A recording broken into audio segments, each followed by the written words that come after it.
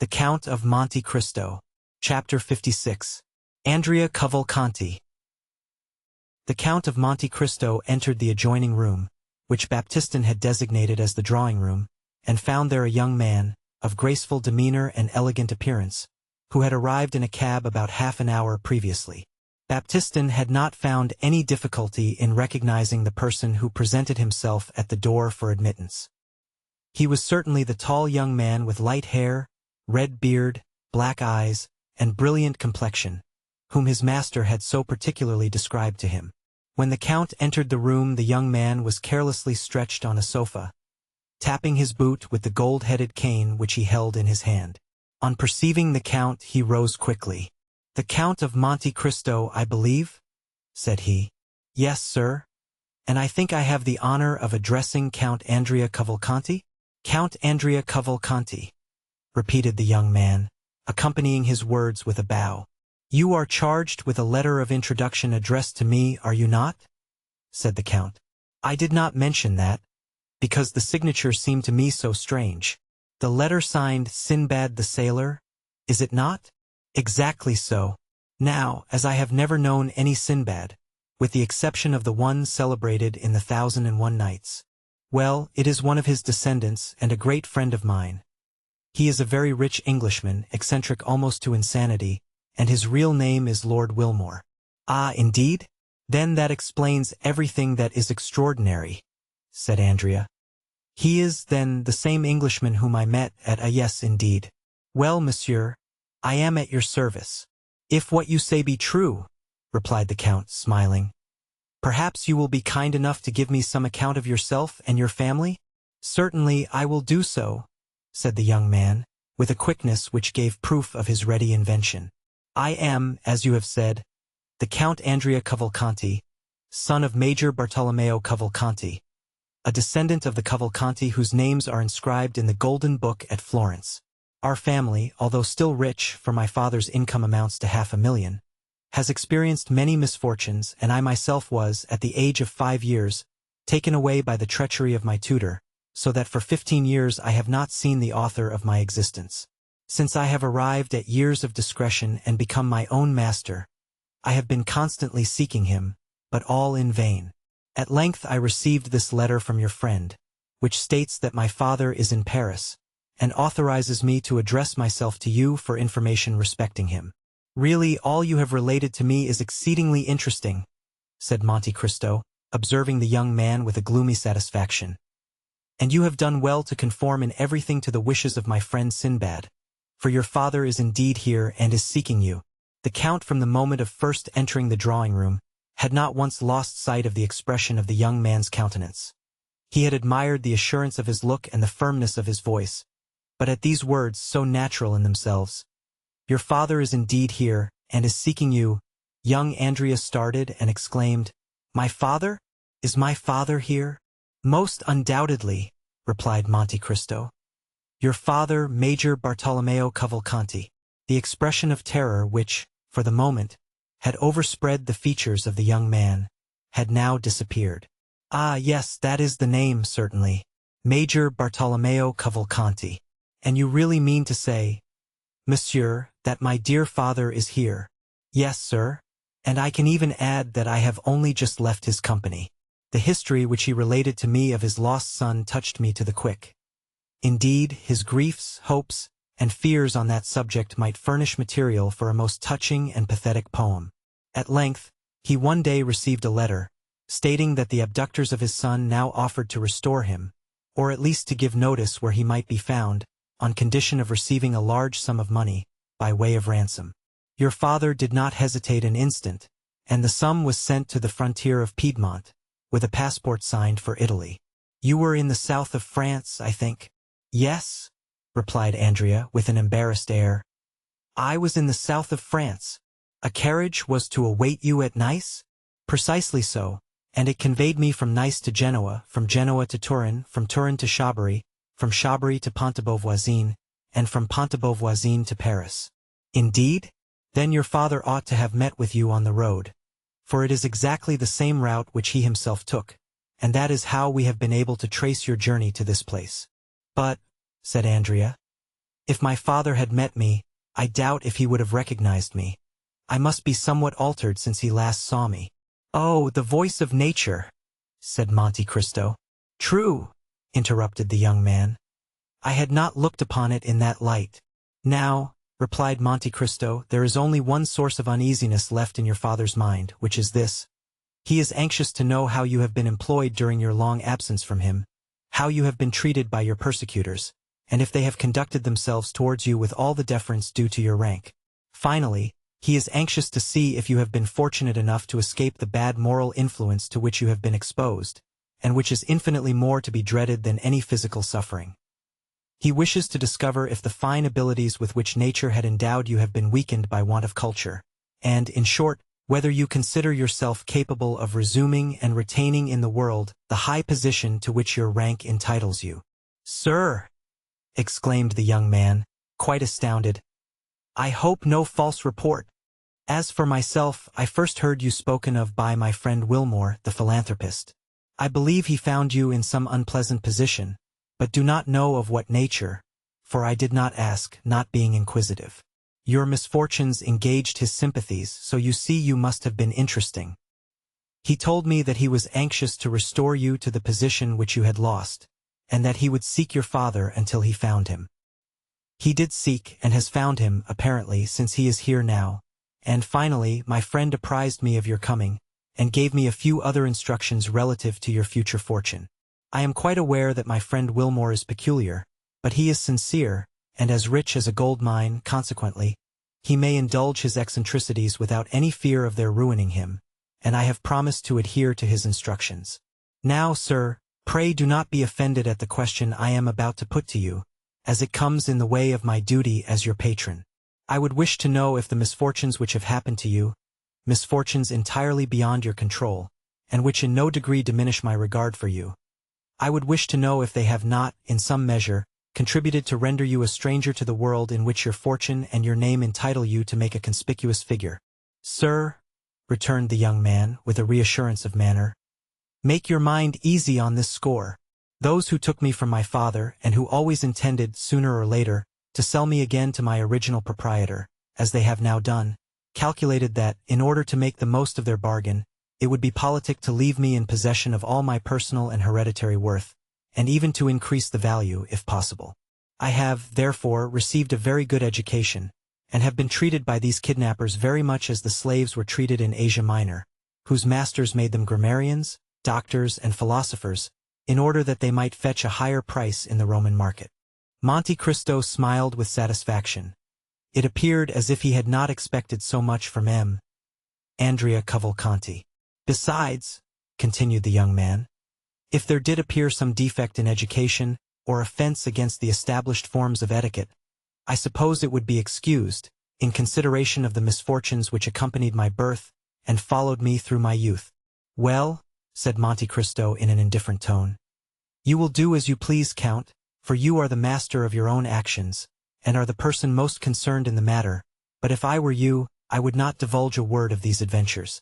Your history is quite a romance, and the world, which delights in romances in yellow covers, strangely mistrusts those which are bound in living parchment, even though they be gilded like yourself. This is the kind of difficulty which I wish to represent to you, my dear Count. You would hardly have recited your touching history before it would go forth to the world, and be deemed unlikely and unnatural. You would be no longer a lost child found, but you would be looked upon as an upstart, who had sprung up like a mushroom in the night. You might excite a little curiosity, but it is not everyone who likes to be made the center of observation and the subject of unpleasant remark." "I agree with you, monsieur," said the young man, turning pale, and, in spite of himself, trembling beneath the scrutinizing look of his companion. "Such consequences would be extremely unpleasant. Nevertheless, you must not exaggerate the evil," said Monte Cristo, "for by endeavoring to avoid one fault you will fall into another. You must resolve upon one simple and single line of conduct, and for a man of your intelligence, this plan is as easy as it is necessary. You must form honorable friendships, and by that means counteract the prejudice which may attach to the obscurity of your former life." Andrea visibly changed countenance. "I would offer myself as your surety and friendly adviser," said Monte Cristo. Did I not possess a moral distrust of my best friends, and a sort of inclination to lead others to doubt them too? Therefore, in departing from this rule, I should, as the actors say, be playing a part quite out of my line, and should, therefore, run the risk of being hissed, which would be an act of folly. However, Your Excellency, said Andrea, in consideration of Lord Wilmore, by whom I was recommended to you— Yes, certainly, interrupted Monte Cristo. But Lord Wilmore did not omit to inform me, my dear Andrea, that the season of your youth was rather a stormy one. Ah, said the Count, watching Andrea's countenance, I do not demand any confession from you. It is precisely to avoid that necessity that your father was sent for from Lucca.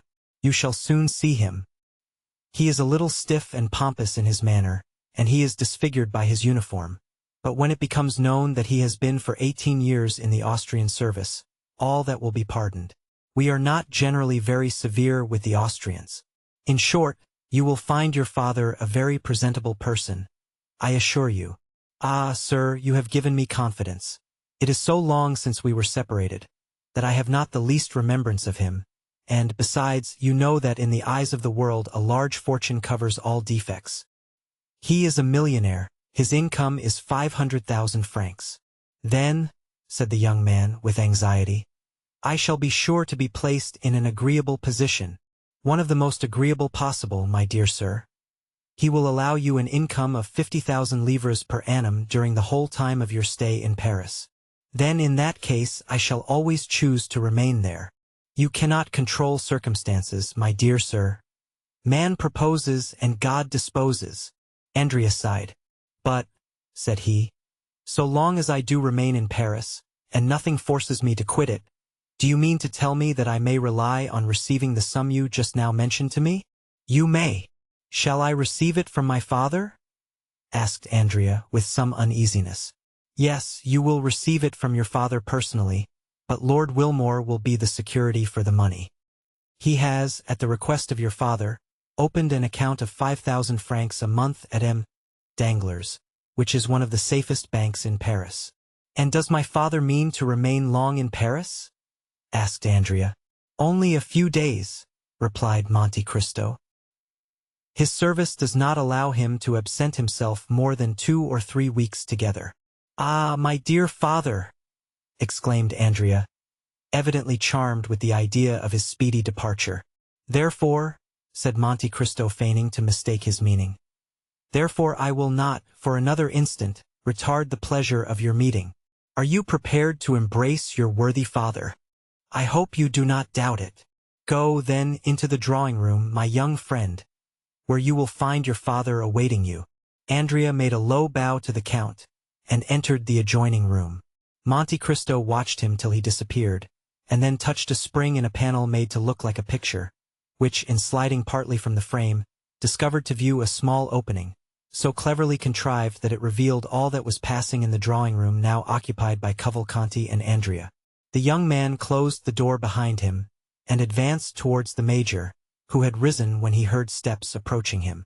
Ah, my dear father, said Andrea in a loud voice, in order that the Count might hear him in the next room. Is it really you? How do you do, my dear son? Said the Major gravely. After so many years of painful separation, said Andrea, in the same tone of voice, and glancing towards the door. What a happiness it is to meet again!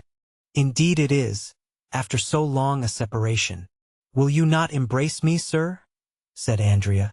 If you wish it, my son, said the Major, and the two men embraced each other after the fashion of actors on the stage. That is to say, each rested his head on the other's shoulder. Then we are once more reunited? Said Andrea. Once more, replied the Major. Never more to be separated? Why, as to that, I think, my dear son, you must be by this time so accustomed to France as to look upon it almost as a second country. The fact is, said the young man, that I should be exceedingly grieved to leave it. As for me, you must know I cannot possibly live out of Lucca, therefore I shall return to Italy as soon as I can. But before you leave France, my dear father, I hope you will put me in possession of the documents which will be necessary to prove my descent. Certainly. I am come expressly on that account. It has cost me much trouble to find you, but I had resolved on giving them into your hands, and if I had to recommence my search, it would occupy all the few remaining years of my life. Where are these papers, then? Here they are. Andrea seized the certificate of his father's marriage and his own baptismal register, and after having opened them with all the eagerness which might be expected under the circumstances, he read them with a facility which proved that he was accustomed to similar documents, and with an expression which plainly denoted an unusual interest in the contents. When he had perused the documents, an indefinable expression of pleasure lighted up his countenance, and looking at the Major with a most peculiar smile, he said in very excellent Tuscan, "Then there is no longer any such thing in Italy as being condemned to the galleys?" The Major drew himself up to his full height. "Why? What do you mean by that question?" "I mean that if there were, it would be impossible to draw up with impunity two such deeds as these. In France, my dear sir, half such a piece of effrontery as that would cause you to be quickly dispatched to Toulon for 5 years, for change of air." "Will you be good enough to explain your meaning?" said the Major, endeavoring as much as possible to assume an air of the greatest majesty. "My dear M. Cavalcanti," said Andrea, taking the Major by the arm in a confidential manner, "how much are you paid for being my father?" The Major was about to speak, when Andrea continued, in a low voice, "Nonsense, I am going to set you an example of confidence.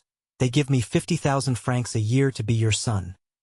Consequently, you can understand that it is not at all likely I shall ever deny my parent." The Major looked anxiously around him. "Make yourself easy, we are quite alone," said Andrea. "Besides, we are conversing in Italian." "Well, then," replied the Major, "they paid me 50,000 francs down."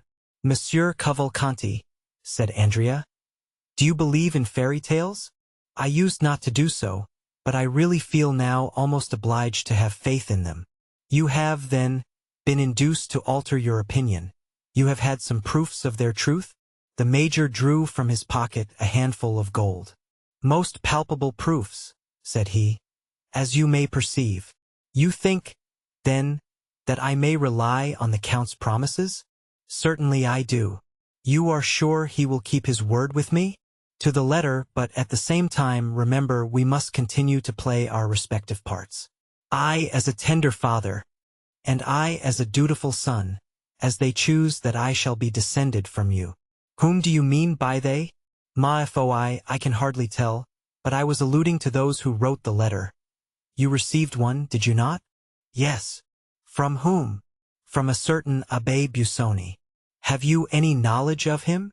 "No, I have never seen him." "What did he say in the letter?" "You will promise not to betray me?" "Rest assured of that.